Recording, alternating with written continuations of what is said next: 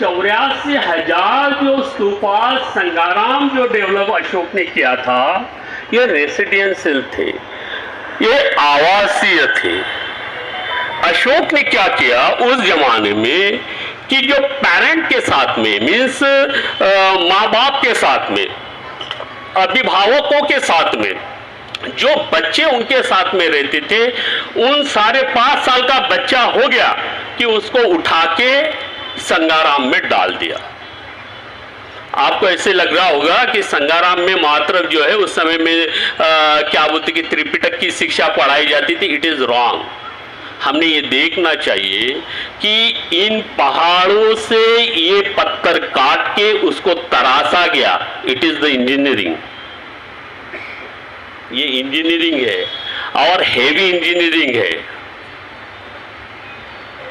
या ना इंजीनियरिंग ये सब्जेक्ट बिहारों में पढ़ाया जाता था। एग्रीकल्चर, आयुर्वेदिक पेड़ लगवाए, बहुत अच्छे अच्छे फलदार वृक्ष लगाए, इसका ये अर्थ हो गया कि कृषि वैज्ञानिक थे। मनुष्य के लिए और प्राणियों के लिए हॉस्पिटल खोला, इसका अर्थ ये हो गया कि डॉक्टर थे। विदाउट द डॉक्टर वो तो हॉस्पिटल तो चलेगा नहीं। ये डॉक्टर थे और इनकी बहुत बड़ी संख्या थी। ये एजुकेशन कहां से मिला इनको? एक उदाहरण से मैं आपको समझाऊंगा।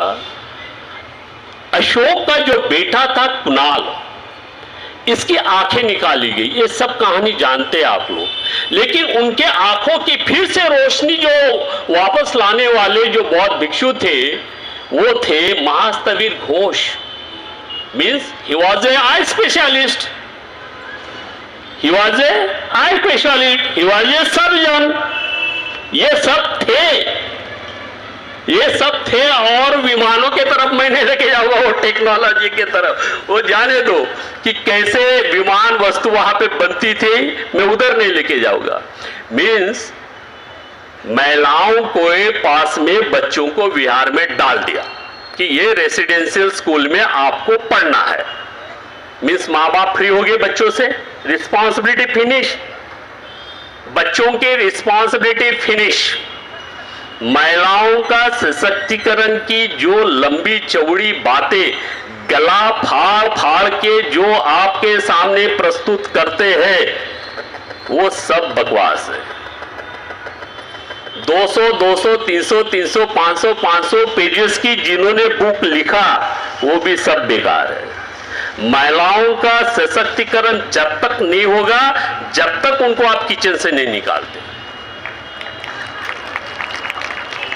वो निकलेगी कैसे किचन से? उसके ऊपर में कितना बड़ा जिम्मेदारी का बोझ है। बच्चों की पढ़ाई, पति की रिस्पॉन्सिबिलिटी, घर की रिस्पॉन्सिबिलिटी। अगर पति ठीक है तो अच्छी बात है, अगर पति ठीक नहीं है तो फिर और बात, वो एक रिस्पॉन्सिबिलिटी। इन सारे रिस्पॉन्सिबिलिटी जिम्मेदारियों में महिला दब चुकी है और आप उनका सशक्तिकरण करने के लिए जा रहे हो गला फाड़ के शब्दों से। Is not possible. महिलाओं का सशक्तिकरण के लिए आपको अशोक की पॉलिसी अडॉप्ट करना पड़ेगा। जिस प्रकार अशोक ने उन माँ बाप से बच्चों को उठाकर उन विहारों में डाल दिया और पंचशील, अष्टशील और 10शील के आधार पे उनको शिक्षित किया, बरोबर है। इस प्रकार से महिलाओं से और पेरेंट्स से और बच्चों की रिस्पॉन्सिबिलिटी खत्म होगी। मीन्स बच्चे अगर शीलवान चरित्रवान बौद्ध भिक्षुओं के पास में पढ़ रहे हैं, वो भले बौद्ध भिक्षु नहीं बना तो भी चलेगा, लेकिन बाहर निकला तो अपनी आजीविका तो स्वयं कुछ तो कर सकेगा। ये भी एजुकेशन वहां दिया जाता था। माँ बाप से एक रिस्पॉन्सिबिलिटी सरकार ने अगर कम कर लिया कि माँ बेटा और बेटी को या बच्चों को फ्री एजुकेशन ग्रेजुएशन तक दिया, तो economical development of the India easily हो जाएगा,